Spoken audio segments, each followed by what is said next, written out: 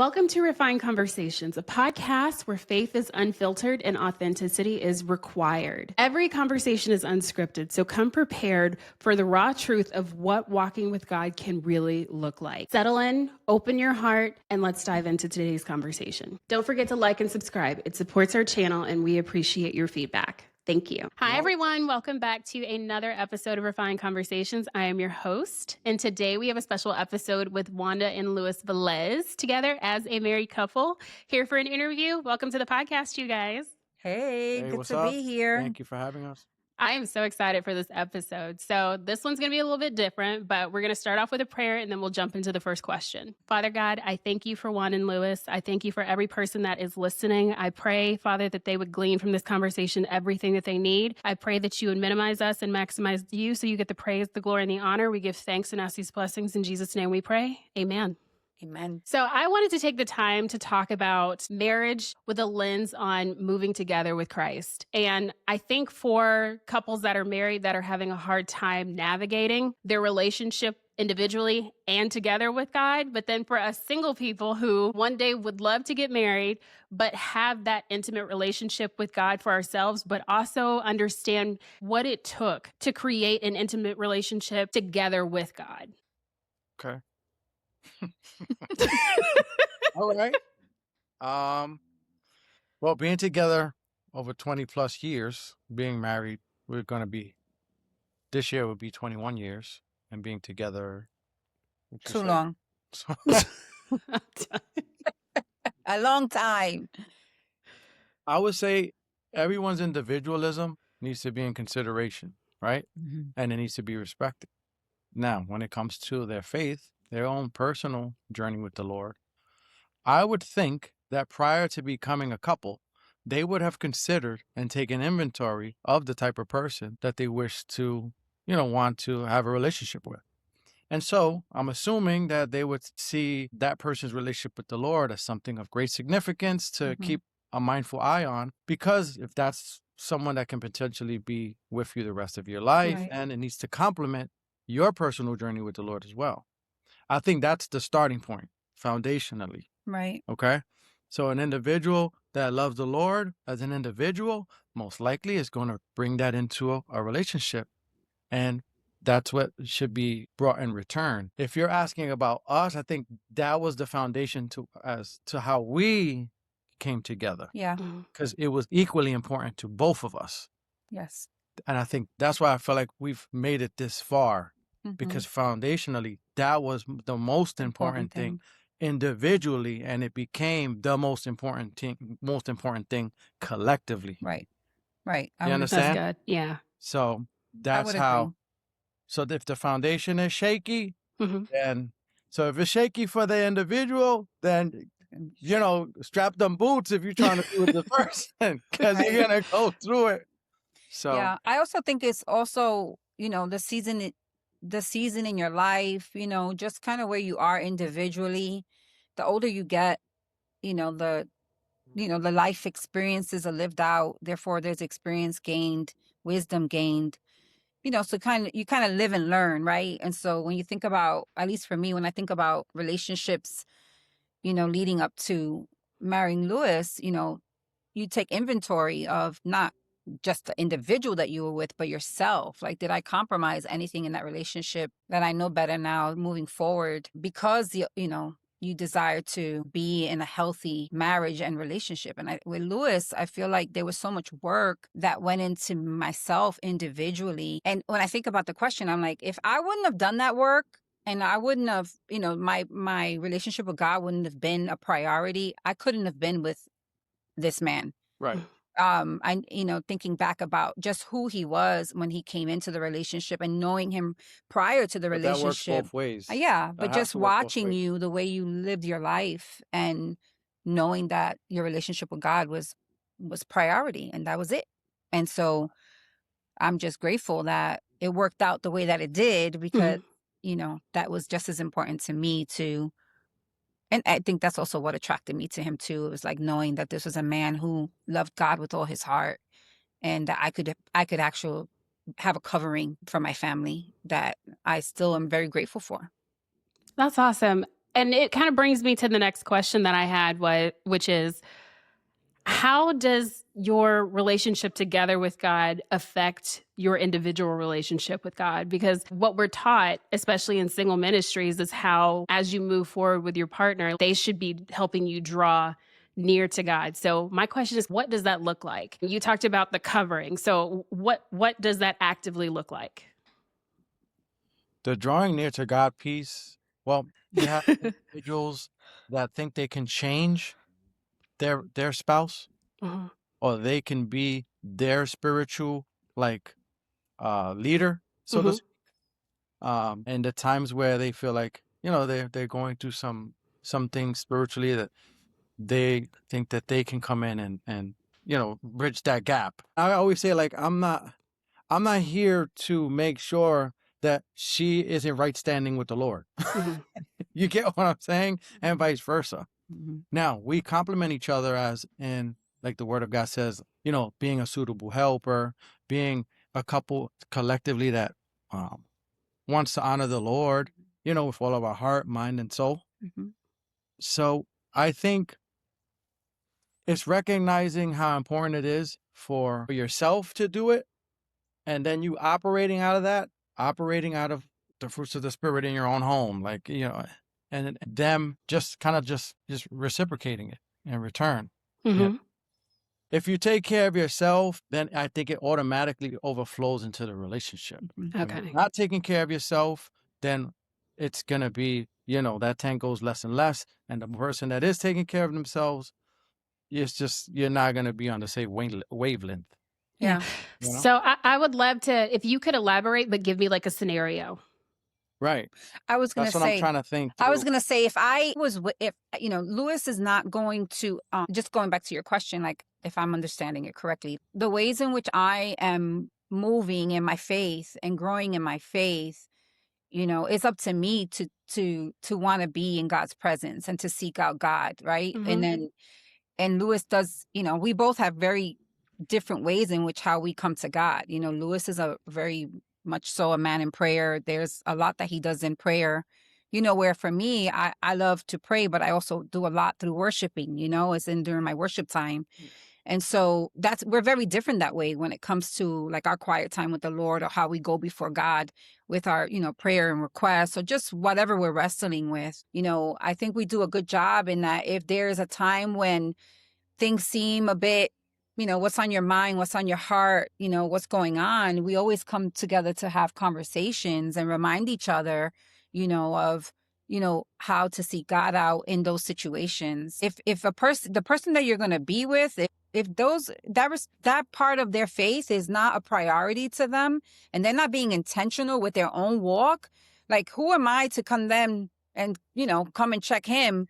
That's just not going to work. It's really got to be about how you stand individually coming into the marriage or to the relationship. And then, like he said earlier, complimenting each other without feeling the pressure. When I said the word covering, I said the word covering because I knew being with him, he was going to he loved God with all his heart. Therefore, I knew he was going to love me and my children, because I came into this relationship with 2 children and knew that this was a man of faith, that there was not going to be any negotiables around anything that came to the things of God. And that not only would I benefit from that, but also my children. Mhm. That was really important to me. I'd been single for a little while, and I wanted to be with someone that, if I was going to be with someone, because I wasn't even thinking about ever getting married again. But anyway, that's a different podcast.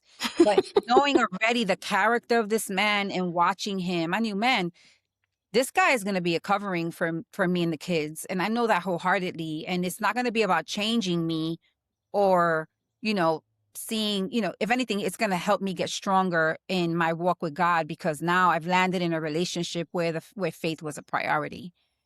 That makes any sense. That does. No, because it speaks to how your partner is, or your spouse is not supposed to be the referee of your faith, but it's more of like an accountability thing. Yeah. That's on both ends before you get married, and it just kind of grows from there. Yeah. And Is that what it's coming from? yeah, I think we do that well too. Yeah. I think we're very supportive of one another. I think I'm a bit more, I see potential in people. God speaks to me in ways that, my discerning about others and just, potential. Luis gets that from me the most, I think, out of anybody in his life, where I always see more for him because God lets me see more. And then I will share that with him, and sometimes he'll have like a friendly reminder. He'll say, hey, I'm not on your team. I'm not on your staff. Like, I'm not in your small group. Like, I get it, babe, but, let me figure that out on my own, because I could have this, I remember before he got ordained and became an ordained pastor, I knew I married a man that was called to ministry. I knew I married a man that was going to be a pastor. But as I was saying that to him, and early on in our marriage, I quickly learned that if he doesn't hear from God on his own, it doesn't matter what I hear. Ah, that's good. Right? It doesn't Yeah. matter. So I had to practice silence in that part of our relationship and really trust that God was going to speak to him, that God had shown me what was potential for Luis, like what he was calling Luis to. Purpose there in his life that I was super excited about, because again, this was a man that I watched for a long time and, really, really admired, the way he carried himself and again, how he loved God. And so now knowing this and God showing me this, I had to be really patient, because I wasn't going to make Luis a pastor. My encouragement wasn't going to get him on that path faster. I had to wait and let it go and let God speak to him. And then years later, the Lord spoke very clearly to Luis when I had taken my hand off of the potential in him and waited to see God move. And it was actually so beautiful when it happened. And I remember being at his ordination and speaking, from the pulpit about this very thing. Like, just when you take your hand off of what you think, God has for someone, because God does show us and he speaks to us, it's not always to deliver it so quickly. Sometimes you got to keep it in your heart and wait for God then to reveal that to that person. And for me, it was worth the wait, watching Luis become a pastor and called to the ministry. That's good. I find that in my single life, I have that problem where I see something, I say something, and I expect you to do something. And I have to break that before I get married. No, I had to listen. I had to learn. If anything, he continues to teach me even 20 years later, with that part of how I'm so passionate about, the things that I can see and the things that I feel and the things that God's showing me. And it's like, I know with him, I always see it so much more for him, and I know I've learned how to find a balance in that, and just kind of, if God shows me something about Luis, I've learned just to tuck it away in my heart and just be like, okay, I'll just pray on it, Now, and wait to see if God reveals that to him. Now, for me, I knew. See, that's one of the things that I saw in her. Okay, like we're very opposite. And I'm a firm believer that the opposites always are going to be the ones that attract, because they complement each other. And I feel like God orchestrates that, in his, humorous ways, So I knew that she would be that. And that wasn't going to change, because that's who she is. That's a part of her. And I think a lot of couples, a lot of individuals, we get asked, and we've been asked in the past to do marital counseling, premarital counseling.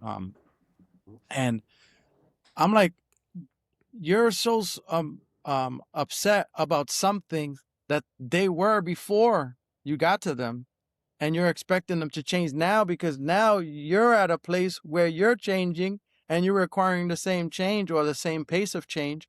And that wasn't important to you in the beginning of the relationship. And now, for some reason, it is. And it's almost like this is the hill they want to die on on a weekend, where they're arguing about whatever it is. And it's like, well, the rate is respecting everybody's, rate or pace in their walk.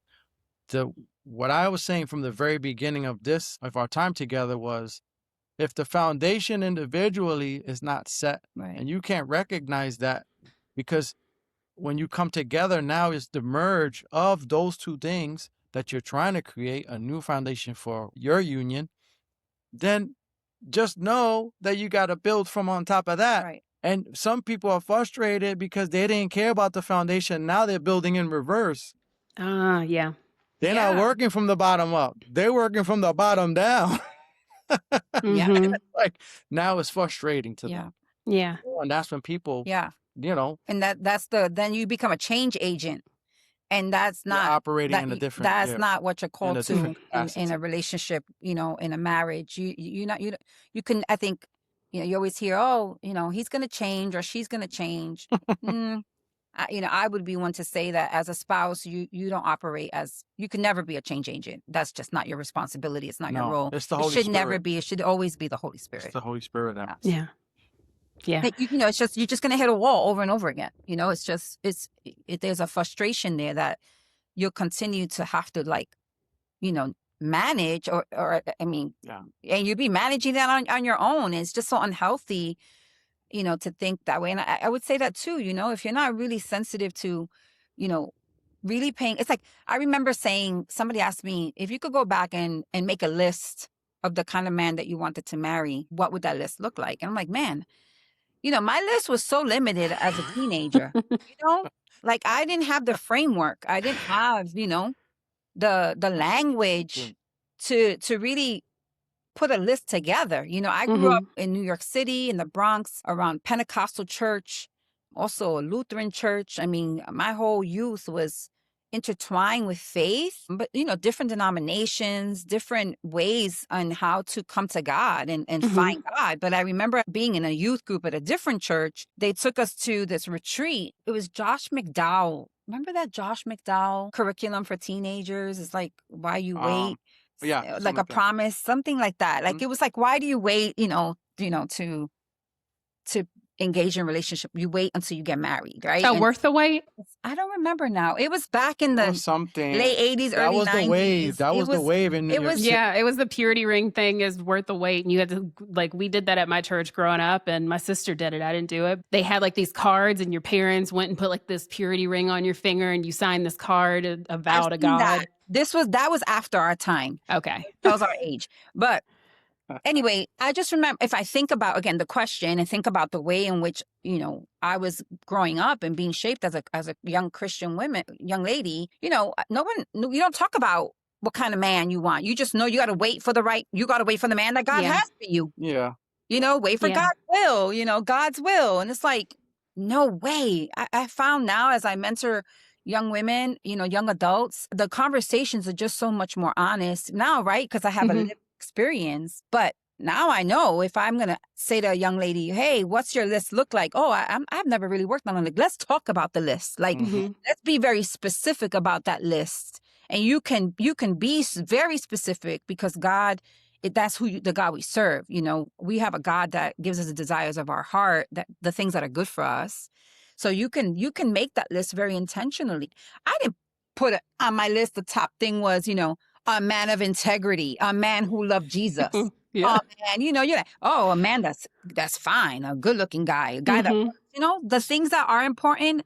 But when it comes to living a faith, having a faith walk and being a Christian, Yeah. It should be those things. But I wasn't taught that, I Yeah. learned that later. Now it's like, yeah, man, my list, this, like, I got the man on the list that I never made, and thank God, but looking at who Luis is and the way he's carried himself, that importance of a man who loved Jesus with all his heart, and was never going to compromise that, a man of integrity, those things, and we've talked to couples where if there's even a bit of, well, I don't know, like, there's something about that relationship that seems, a little off.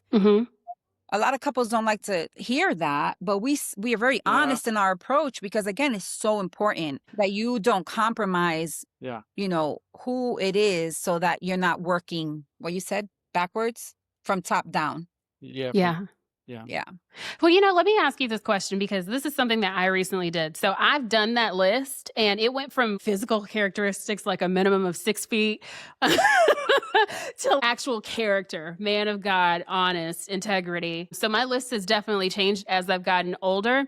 But something I recently did was, Lionheart Church has a premarital checklist, and it has like all the scriptures that kind of match the question, so you can go back and understand why they're asking the question and how you should be thinking to answer the question. And so I did that for the first time and went through like it's probably almost 50 questions. And my question now is, because you guys have spoken to so many married couples and you can kind of see the disparity between the two. When you're going through a premarital checklist, it's not always going to be 100% that you agree on everything. Right. But how much do you feel is like the tiebreaker? Like, no, not a tiebreaker. Deal How breaker? much is like Deal good and how much is like bad? Because I mean, like we might not get to 100, but if we get to 70 or 80, that might not be bad. But like if we're at like 40, that's a no. But yeah, but Well, a you lot of the red flags are not as bright. Good Lord. Yes, indeed. A man or woman of God, not all men and men of God and not all women of God are created equal. Mm-hmm. You know, like when someone says, yeah, I'm a Christian, like, all right, we need to unpack that. Yeah. And it needs to be in alignment with how you view what a Christian is, you know? So I would say that that's good. if in someone in their younger age, right, they had a list, you know it's going to be significantly different than someone in their 30s, someone in Yeah. their 40s Right. doing this thing. So it's almost like I would say, well, let's see someone in their 40s that has this list and compare what it is looking like now, and then start to like pick and choose. All right, I'm going to apply this, I'm going to apply this, and see in that sense. We've had couples where no one has in the beginning admitted to having addictions, whether it's pornography or some type of substance abuse, whatever. And then later on in marriage, 5 years in, it's like full blown, like, oh no, but I had been dealt with these things of that nature. So those kind of issues are not up front. They're not going to be on the forefront. Right. We're talking about getting to know someone, getting to know someone that knows that someone, so that they can vouch for how they lived, know how they grew up, getting to know how, if they were involved in ministry, and if so, to what capacity, like, and it's just like that. If those things are important to you, Right. like me, the younger me knew that I was not called to be a missionary. I'm not gonna go to some faraway land and go live amongst the people and be that. So I knew that if someone was a missionary, they felt called to do that, then it wasn't for me, because I would never stop someone from pursuing their calling. Yeah. In that sense, that type of calling. That's good. Yeah. But there's individuals that compromise that all the time. They're like, That's well, true. this is a good person. This is a good catch. I've been single all this time. I felt God put us together. And Everything on my list. And it's like, boom, boom, boom. But it's like that one thing, like, and it's as innocent. It's not blatant, like what I'm saying. The red flags are not always as bright.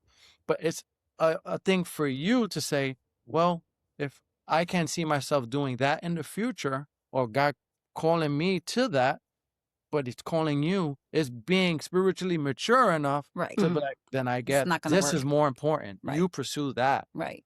And there's so many couples that have, they've kind of like given up on certain things for themselves for the sake of wanting to have a companion. And down the That's line, good. they have resentment. Yeah. They're like, oh, I have a degree in this, and I never pursued it, or I was in the field and all of it, and I had to pull back because now I had children and this and this and this.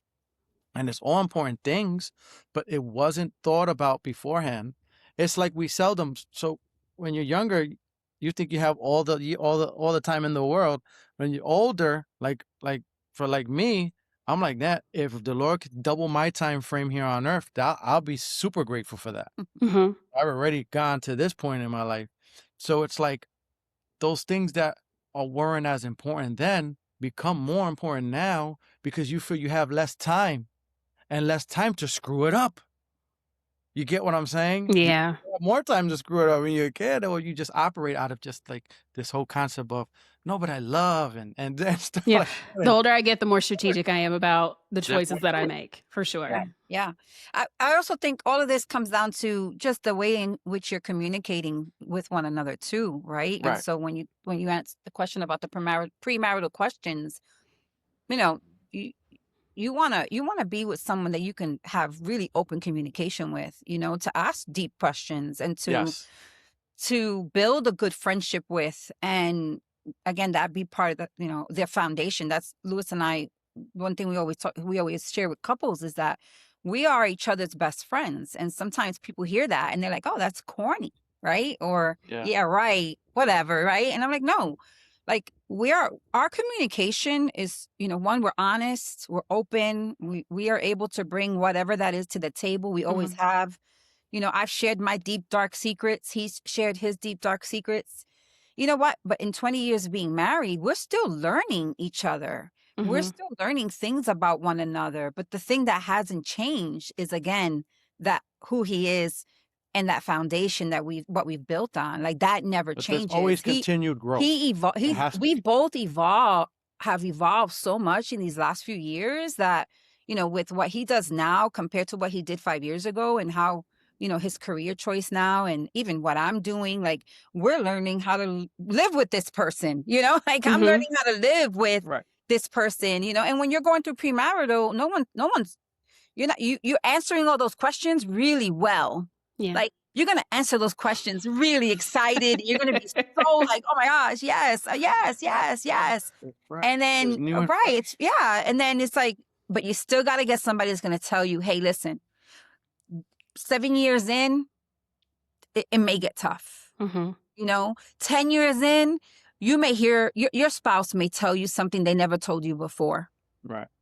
And instead of being upset about it, it may help you understand them more. The light bulb will go off and all the dots will connect.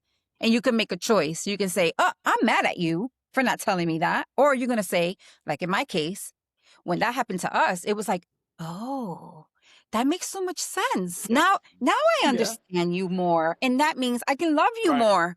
Now I get it. Why was I going to kick and scream? Yeah, listen, that's the thing, right? You got to just be honest. You got to be open, but you got to let people be who they are, not change them, and not be in that change game, because again, I would never recommend that for anyone, to believe that you're going to be with somebody and change them to who you want them to be. That's never going to work. That's true. But just try to be as open and honest with one another, and be ready for the surprises with an open heart, because I think that's also God working in the individual, in that individuality that we talked about earlier, right? Because God is healing Luis's heart. God is healing my heart. There are things that God's still doing in us individually that make us, who we are today. And that's so important. That is. And, the main concern that I've always had is, as we grow and as we move through the different stages, when we get to those really hard stages, because like, depending on our ages or the age of my husband, our parents are probably both still living. And so you're going to go through the death of parents. You're going to go through a lot of really hard, dark things. And, how do I not worry about those things before they even get here? Because I always try to look for the characteristics of a person. But when things start to happen and they're in different stages of life, you can't foretell how they're going to react or how they're going to be in those moments. So it's like, for me, I'm always trying to pray and ask, what do I look for? What are those red flags? What might trigger them later to make them backpedal? So I know you can't anticipate everything that's going to happen, clearly, but how do you prepare to walk into that? Like, even if it's just for yourself. I think for us, like, we both grew up in New York City, and that, in the time frames we grew up in New York City was pretty tough. So you kind of like understand a person's, if they have grit in that sense, because of how, let's say, how they grew up. They're pretty tough because they grew up in wherever they grew up, or they had this kind of family environment that they came out of. So for me sharing with her something of my childhood, which is, some traumatic experiences as a child, those things at some point in our marriage, when I released it and I finally felt I was like, you know what, I can't hold on to this anymore. It wasn't something that was going to affect her or something that had affected her. I didn't do anything towards it. This is something in my childhood. We weren't even anything together, But it ultimately does affect us moving forward. And I'm not going to know how she's going to respond to me. She's not going to know how to respond to me once I tell her. And this is just something that it was just kind of boiled over, Right. you know? So yeah, we're not going to be fully prepared to, you know, to see how someone's going to respond to something that eventually comes up out of the blue. Yeah. One of the things that happened to me in our marriage is when my best friend, I was just gonna who's say like that. a brother to me, I was just gonna say that. I honestly came to the Lord through him. Yeah. Mm-hmm. Out in the neighborhood as kids, Yeah. and we kind of grew up together in both that world and then this whole following God thing when we first started. So to lose him, I kind of lost like a pillar of strength in my life. Mm-hmm. You know, Wow. he was 3 years older than me, and when I got the news over the phone, I kind of like was like, what? And I was just like, Yeah. and my wife was like, what's the matter? And I was in the kitchen, and I just gave her my wife the phone, and I just went upstairs to my room, and I was just like on the ground. I mean, you know, with my face in the bed, Yeah. just crying. And she did not know what to do. She would No. later tell me like I didn't know what to do. No. Yeah. That's a good And example. but I do know I have a woman that you know was gonna pray for Mm-hmm. me through this. A woman that's gonna check in on me. She doesn't necessarily know what to say, but she's just present. Right. Yeah. Get what I'm saying? And Yeah. I didn't even know what I needed at that time either because that was new to me. Right. Mm-hmm. Experienced death of, you know, friends and family members and stuff like that. This was like, you know, through sickness and things of that nature and some other things. But I guess when it was just that particular moment and that particular moment in time when I was got that phone call, shocking news, and it was like, you know, like I just spoke to him, like, and it was just boom. Yeah. It was like the body just broke down, like, Yeah. you know. I was gonna use that as an example Wow. too, because that was, I didn't know what to do. You know, I had never seen Lewis that way, you know, and, you know, I remember being, you know, I was so grateful for, you know, the guys in his friend group that came around him to support him. But I remember watching him after Rolly's passing and wondering if he was going to be okay, Mm-hmm. you know, and again, didn't know that any of that was going to happen, had never seen him in that space ever before, trusting that God was going to get him through it because he was grieving and he was, you know, it was such a shocker. Like it was tragic. And I knew that we would get through the tragedy but I knew it wasn't going to be this, like something was changing and it was going to change in him too, because now he's lost his best friend, Mm-hmm. his brother, his best friend. You know, I had to be patient in that season and wait because, you know, Lewis got quiet and he would withdraw. And I remember thinking like, is he I remember feeling in the bathroom one day, like, is this guy ever going to be okay again? You Mm-hmm. know, there was a side of him that I had never experienced. And, you know, I remember bringing that worry to the Lord, but I also remember bringing that worry to like our friend group and being like, hey, Yeah. like we need your help. You're in our community, like the community of friends that we had. And, you know, just asking them too, because I didn't know, you know, how to manage that space as a wife, you know, and even with the kids, like just to support him in that. And that was hard. That was a hard time, you know, and thankfully we got through it. And again, in that he evolved into, you know, the other side of like what God was doing in him. Actually, after that passing is when he became a pastor. Yeah. Oh, Like wow. when he heard the calling of God on his life and, to get ordained and Finally submit to it. yeah. Wow. And so it came after that season, you know, and that was a hard, you know, very dark season for him. And so, Mhm. yeah, I think you're never going to be prepared to know everything. There's no way, you know. I mean, you can feel like, oh no, we're going to be good. We got this. You know, Mm-hmm. we got this. We got this. Yeah, you got this. You have to have, what you have to have is one another. Like Right. That's good. fully to be present and to just, you know, give grace and have a deeper, you know, deeper patience.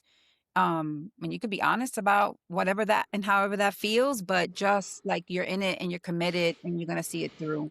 Yeah. You know, and I think, you know, somebody said to us, I remember when we got married, no, it was actually our 10-year anniversary. We renewed our vows.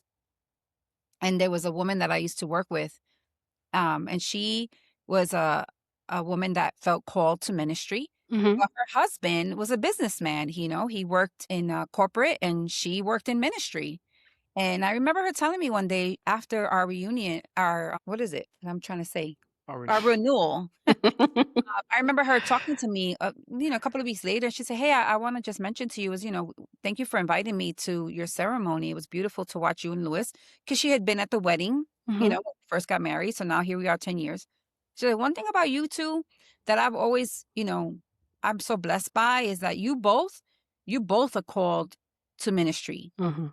and Yes. you've both, Yes. you both like, you cheer each other on, with the things that God's calling you to, like your purpose and his purpose, there's no compromise there. But if anything, you guys encourage each other, and you're very supportive of one another. Mhm. And that's when she said, my husband, when I got married, I knew that ministry was important to me, but I knew that he was, his goal was to be in the corporate world. And that's what happened. And they were at this point, this is an elderly couple, Mhm. they're already been married for over 40 years, and she's sharing this with me.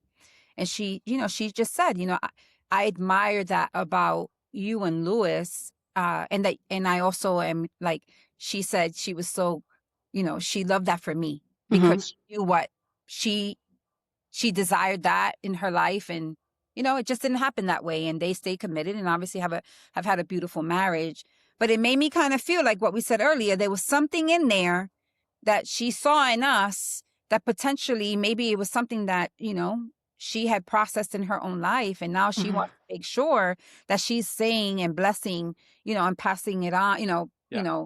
encouraging and being very open about, hey, what you guys got is really important, and that's special, and I'm grateful for that, because, I feel like he's allowed me to walk in my purpose, and he's been so supportive of me, Right. and with him, in the things that he has done in his life, and the ways in which our lives have changed, with even now, with why we're even here in the South, Yeah. and so Mhm. in this season of his life, Yeah. because Now I serve in a different capacity. now he serves in a different capacity. But even supporting him in this space, somebody would say, well, he's not in ministry anymore. He's not Mhm. doing ministry. How do you feel about that? But he is, he feels like he's called to what he's doing today, and I support him 100%. Now, do I feel like he could be doing something more? Could he be, of course, because that's just naturally who I am, but I have learned that, like I said earlier, I have learned just to support him in this season. Like, this is what God's called him to. I support you 100%, and I'm in. And here we are, living and doing what we're doing. Yeah. Yeah, I say ministry is just life in whatever capacity you serve in. So it works as God leads you in the different pockets of your life. But I love that. I love the dynamic between y'all, because I don't know if y'all realized it, but in the middle of you talking, y'all both like leaned into each other, and I was like, that is so cute. But I do have a question, because you were talking about the dynamics, and you constantly hear this from married couples, how it just seems like they're always in a transition. There's always a new season. There's always changing. And within those dynamics of change, how do you guys find rest together? I know alignment is important in that way, to make sure that you guys are moving through those seasons together and nobody gets really left behind. But how do you, when just even throughout marriage and just life as individuals and in marriage, everything's always evolving and changing, how do you find that rest together? Well, you forgot the part about kids, having children. Yeah, that part too. Yeah, that in itself, oof, like, there's so much going on. You build a family, you have children, you raise your children. The more children you have, every child is different, requires something different from you, and navigating that. We have 4 children, and I think that's like the topic we always talk about. We're always talking about how we've parented our kids, and just the ways in which we've seen them grow and become who they are. But we also talk about, the mistakes that we've made along the way, and how can we improve. And, those are things that we are always talking about. And it doesn't matter if you have young children or adult children. As a parent, you always are, trying to always grow, to be, at least we are. We always want to be better parents, and whatever and however that could be for our Right. children. Yeah, I think that Well, for me, I take it back some. I think of when I was a child, all I wanted was to have like when in our household, and what's important to us is that the home itself Mm-hmm. is a place of peace. Yeah. Yeah. Okay. And so once you have that, then rest finds you Mm-hmm. That's in good. your own home. That's right. Okay. We've always been the type, and I saw this in her from when we first started. She always welcoming. She operates out of hospitality and welcoming people into the home.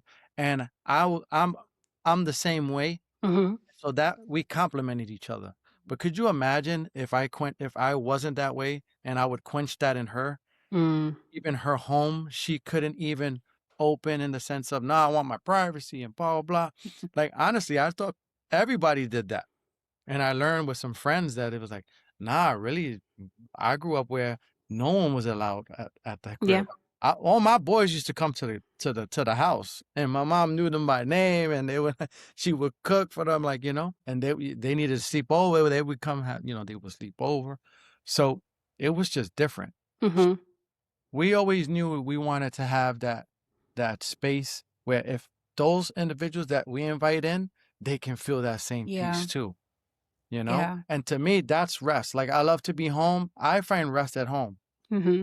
My wife would be like, well, you don't work remote like me, so I'm working all the time. I want to go out, and meanwhile I work out and I want to come in. So That right now that's a You point know? of tension for us. That has been a point of tension again, right? Here we are, we've evolved, we're in this space.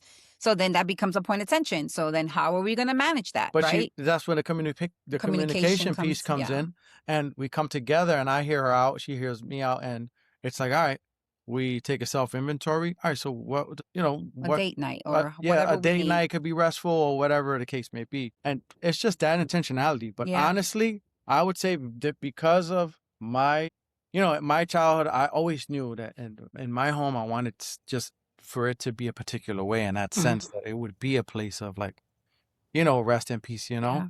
Yeah. because, and again, shout out to my mom. She listens to this. I am appreciative of how I grew up, and I thank my mom 1,000%. Yeah. With that, I just like moving into our own space. It was like, all right, we get an opportunity to, in a sense, furnish this space the way we want, and between what it looks physically and how it feels, Yeah. in the air, how it's, how warming it is for individuals and things of that nature. So Yeah, we've always tried to be intentional. I think when you ask that question about rest as we're managing everything, I find that we're resting when we're having conversations over coffee, or when we're intentional to plan, our yearly meeting. We have like a performance review of our marriage. No, I'm kidding. People may call that, but the year the end year review. the year end review. Yeah, we have a always year. do one. We have a year-end review, and we sit and I find that to be restful for me going into a new year. Mm-hmm. We're reflecting on what the year gave us, how the year worked out for us and what we lost and, what we've gained. And then we set, goals for this next year and how we can we always start with and how we can be supportive of one another. Right. Not Okay. the children, not work. Like, it's always about he and I. And because if we're good, then everybody else is good. Right. And so, we try to be that. And that to me that's how then we see rest play out in our everyday lives. We're intentional to spend time together. We like to go away together at least once a year. Mm-hmm. We try to do date night, even if we're sitting out here in our patio together, just listening to music. That to me is, I find rest in that than, filling up my calendar with 10 things to do, with him that I already know he's not going to enjoy. So again, I try to meet him where he is. But again, we've already invested in this relationship so long that it's like, here we are, like, again, I'm not going to change him and he's not going to change me. So we just have to figure out how to meet each other where we are and call it what it is. Like, we're not going to be fake about it. Yes. That's the thing. Like, and people were around, like right before we came on this recording with you, we're in the kitchen, with our daughter and a friend of ours, and we're kind of back and forth, and it's just how honest we are, and Yeah. We come out and we figure it out, and and we enjoy whatever time we can be together. But I've loved the ways in which we've incorporated time to rest in our marriage, and we've done a really good job at that. That's a space that we don't compromise. We try to figure it out. But our Right. home, it does start with our home, and trying to really, if we're going to welcome so many people into our home the ways that we have over the years, I mean, it's got to be lived out between us and our children first. Oh yeah. Yeah. Yeah. I can attest to coming to your house and like just sitting there and like watching the dynamics, because I'm by myself here. So when I want like that family dynamic, it's like I get to go to your house, and then it's just like it's almost like being at home. You have the noise and the energy, but there is that level of peace there. And that actually brings me to my last question, is the importance of community within a marriage. And it's not just the community of like your married friends and things like that. You guys have been able to like actually bring with you friends that you've had for years that may not be married. And I think that that's a dynamic that you don't hear a lot about, because a lot of people, once they get married, I've seen this with a lot of my friends, because pretty much I'm the only one that's not married.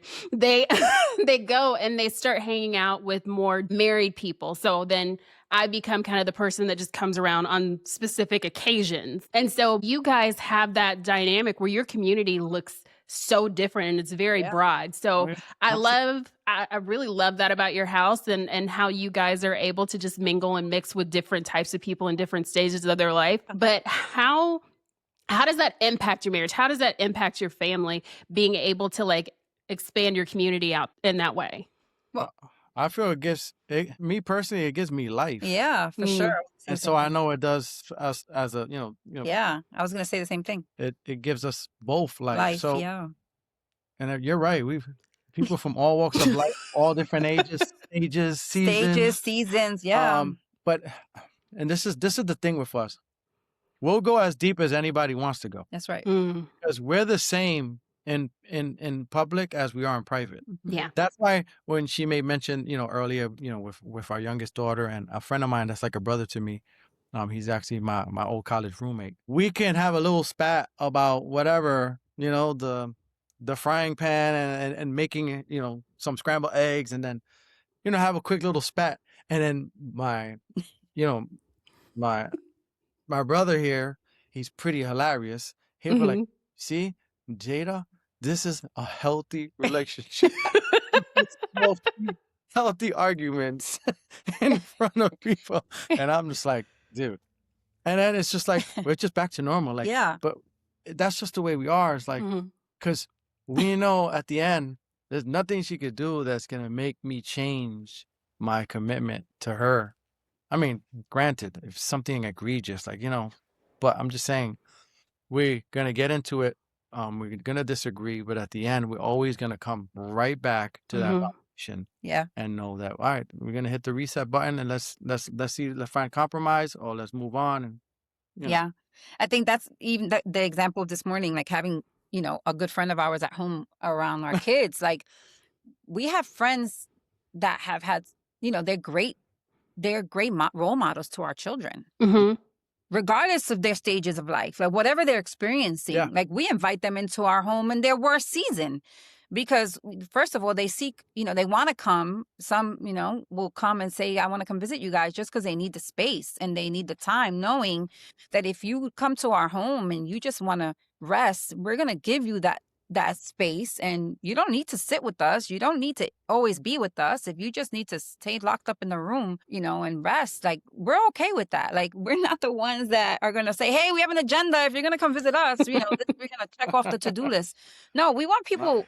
We've always been that way. Like, our friends, the same like us, they've gone through their own experiences, and we have a group of friends that we call our life group, because that's exactly what it is. And that's what we've been to one another. And, we are now all living in different places, different states, but we try to be intentional with each other. But I remember, just the ways in which, life was lifing, and somebody sitting at the table that's having a really hard time, either whatever that is. And we're inviting the conversation in, like, yeah, let's talk about this. Yeah. Let's work through this, and the ones that are the closest to us, again, like they're role models to our children, and our kids have seen us, be good friends to them, but also see how they've been good friends to us. Right. And they've modeled that really well. And I think, that has helped shape our children. Some of these people are godparents to our kids. Some of these people are the ones that my kids can go to before they come to us. And I'm okay with that. Mm-hmm. Okay with that. As long as they're talking to someone, that we trust and that's always going to point them in the right direction and give them godly advice. Right. Like that's what's most important to me. And we've been blessed to have friends and community like that. And, back to when we celebrated 10 years married, we had been in a small group at our church, and we were the youngest couple as it relates to years married, Mm-hmm. right? Because we had been recently married, and this small group, again, it really helped shape our marriage and, the start of our marriage.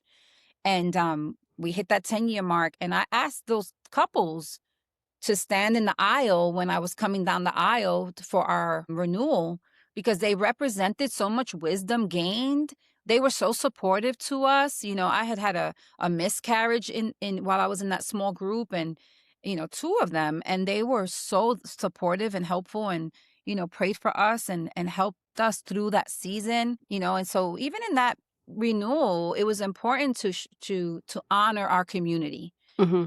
We've come this far, and you've helped us along the way. Yeah. You created safe spaces for us to come and share and talk real talk about, hey, we just got married and we're trying to figure it out. Me, like, this is my second marriage. And, how Luis became a father so quickly. Like, I remember those women sitting with me and speaking to me, but there was so much wisdom being poured in. Man, I can't even imagine.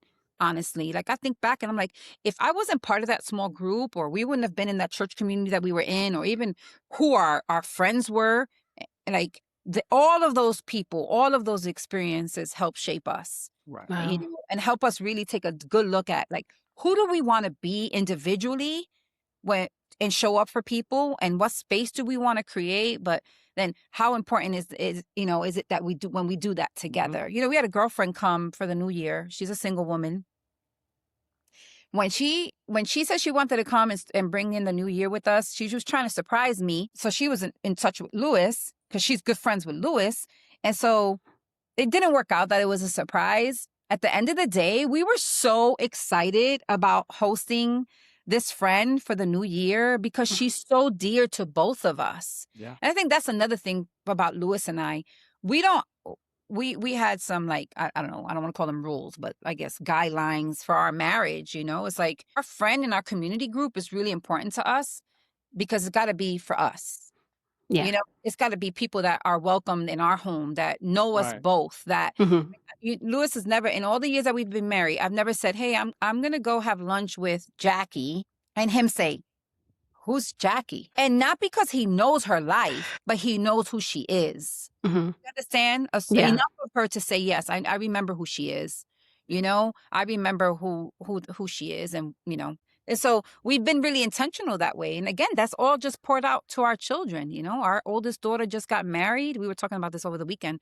We're watching her grow in her marriage with her husband, and we see the things that we've modeled now in real life, in real time, with our Wow. children. Mm-hmm. And and I said to him, they do listen to us. Like, really happening right now. We've seen it with our older son too. Yep. It's like, oh my gosh, like that parenting part, it did work out. Like, God is so good. But it's just, and again, and we see that, And but it's timing. and she wants to it'll show its create, fruit. they together are those people that desire community. They don't want to do marriage alone. They want, and again, and I feel like we've modeled that. Like we've always said, you can't have a relationship with someone and just kind of do it on your own. No. Yeah. You gotta invite people, good people, into your story. We're not even called to, in our own Christian walk, to go at it alone. Right. Yeah, that's true. As an individual. You got to invite people into the story, into the conversation. You got to be willing to share the narrative, like, and be honest about it. And when you welcome people into that space, and sometimes it's hard, and there's shame, and and, challenges. But, when you show the heart of the Father by just simply creating a safe space Mhm. as you are, and say it's okay, and be there for that person, I think Hmm. that's ministry. That's the best kind of ministry for me. Exactly. And that's the stuff that we love to do. Man, those are the spaces, that's the stuff that gives us life. Like, we love those those honest conversations. When we come out of those conversations, we're like, yes, right? We're like, so it pumps us up to then again reflect on our own relationship, and it helps us even be stronger, Mhm.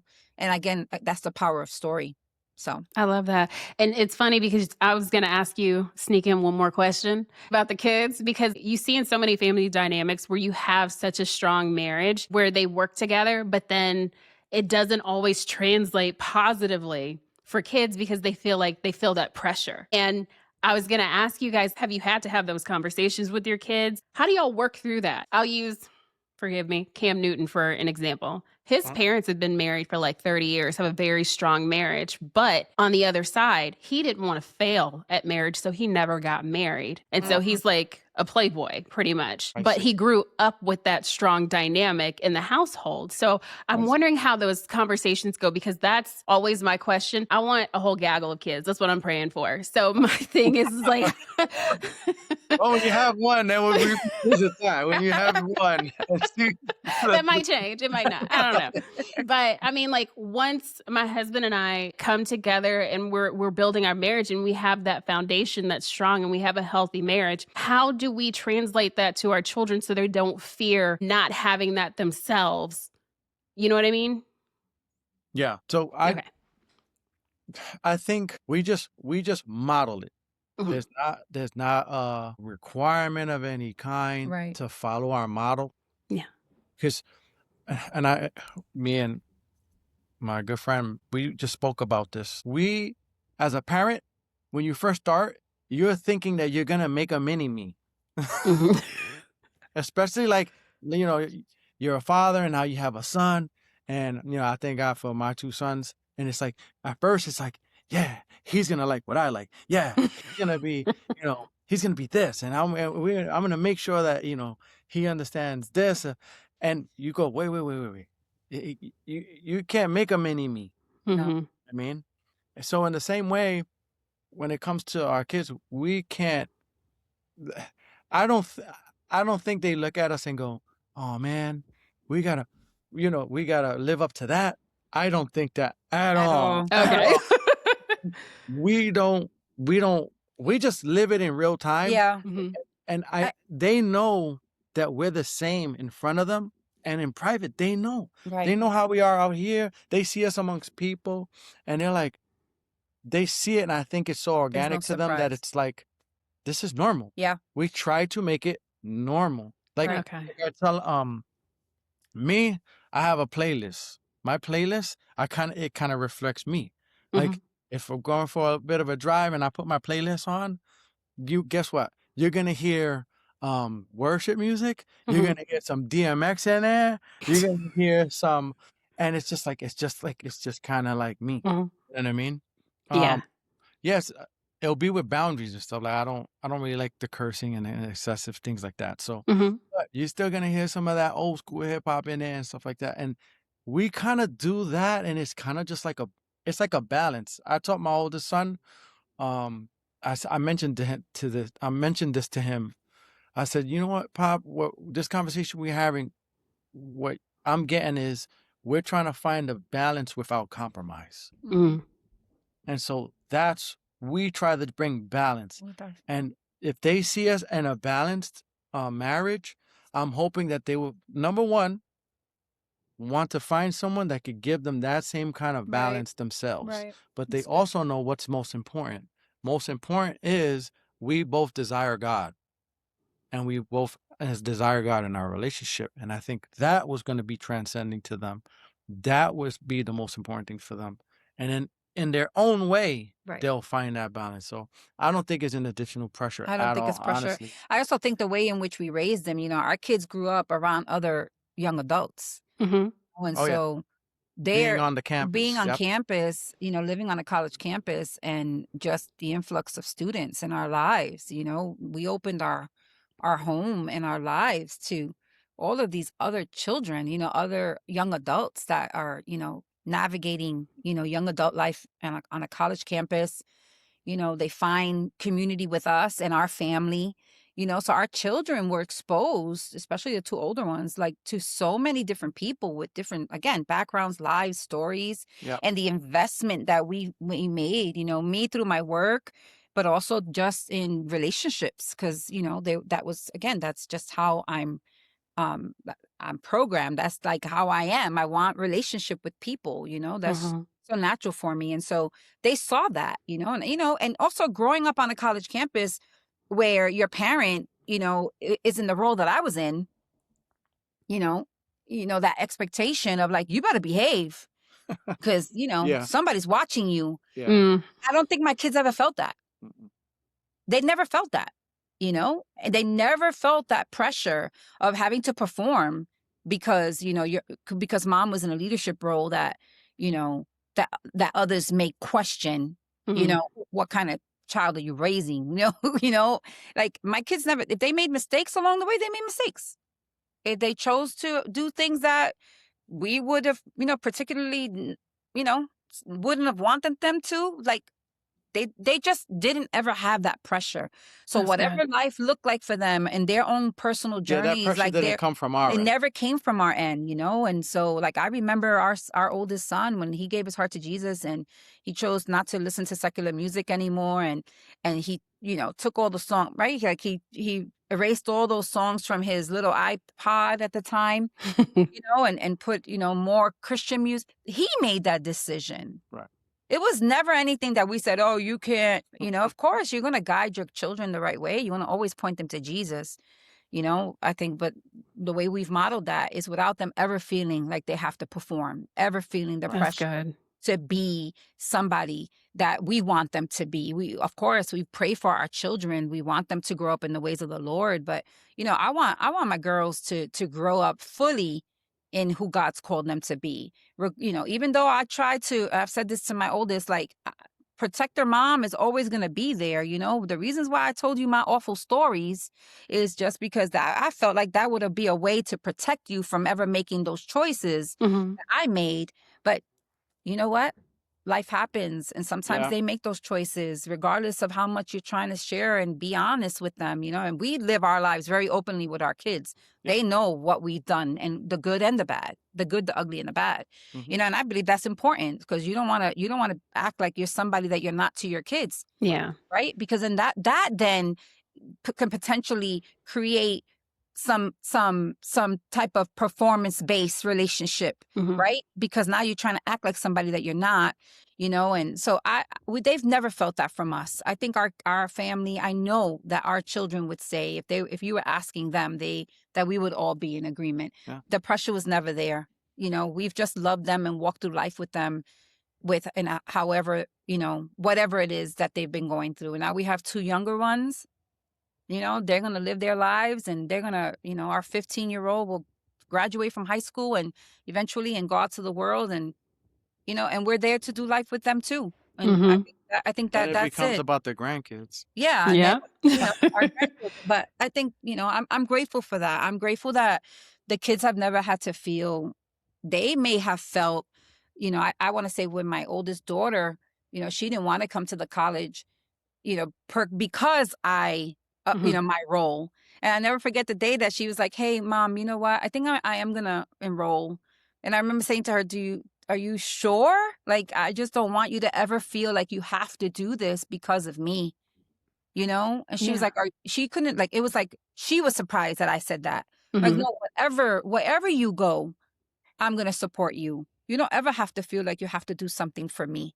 That's I good. want you to do what you believe God has for you, and I think that's the better way to parent because either way, you're going to make mistakes. Oh yeah. It's the truth. Oh yeah. Yeah. I love the grow through and live through your mistakes. I didn't always get that. So that's nice for them. But Again, I'll just say this for myself, and I know Grace will agree, but if I am going to take on a responsibility to care for other people's children in the environment that I, was working at, I for sure need to make sure I'm practicing what I'm, they say practice what you preach. It got to start with my own household. So if I'm gonna sit and give advice to, a young lady or a young man about their lives and how they're operating in community or dealing with conflict or trying to just, adult, right? The adulting, right? I for sure need to be sure to be modeling that in my home, because if it's not starting with my own family, I've always said it's not going to be any good out there. You know what? And there were times when things at home weren't easy. And I would intentionally have to pull back, knowing that I could not give to anyone else if it wasn't right in my own household. That was always been important to me.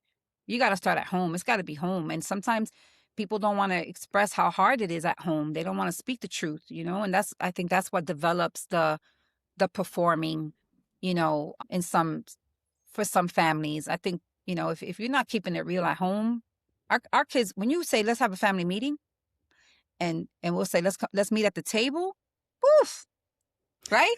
They're like, oh boy, here we go. But that's the same table they would hear us with our friends, with our life group, and some of them crying and some of them needing prayer and some of them talking real hard life stuff. Right. And the kids are walking in and out of the kitchen to get snacks, but they're looking over at us and they see how intentional we're being around that table. Absolutely, we're going to create that same space for our kids. Meet us at the table. We're going to have a conversation at the table. Oh, yeah. That's good. Yeah, coming from a household where my parents are divorced, but also coming from the South where you don't get to see the insight into marriages. So even though my mother had friends that were married, you didn't see the dynamics of marriage at all. It was just, it was almost like the men were outside and the women were inside. So everything was always separate. So I love conversations like this because it fills in the middle gaps that we didn't get to see. A lot of us didn't get to see as kids. There's so many different conversations about marriage. I feel like they're either way too holy or way too worldly. And I'm like, give me the middle so that I can get an understanding and ask the right questions. So I absolutely love this conversation. And I appreciate you guys for your honesty and vulnerability coming on here and talking about this and allowing me to just ask whatever questions I wanted to ask, because I know you didn't have all of them. Nah, it's all good. It's okay. Like, listen, we appreciate you inviting us to this platform. We are grateful for the opportunity. We love, again, building community. And if this serves as a way to encourage others, then so we're happy about that. We're grateful. I want to thank you guys for tuning into this episode, and hopefully we can have more episodes like this in the future. But I also want to thank Wanda and Luis again for coming on for our first married couple episode. Thank you guys for watching, and we will see you in the next episode. Bye. Thank you for joining today's conversation. I hope something shared today encouraged you, challenged you, or reminded you that you're not walking this journey alone. If this episode spoke to you, make sure you like, subscribe, and share this with someone you think may need it. Until next time, keep showing up, seeking God, and becoming the person He called you to be. Bye.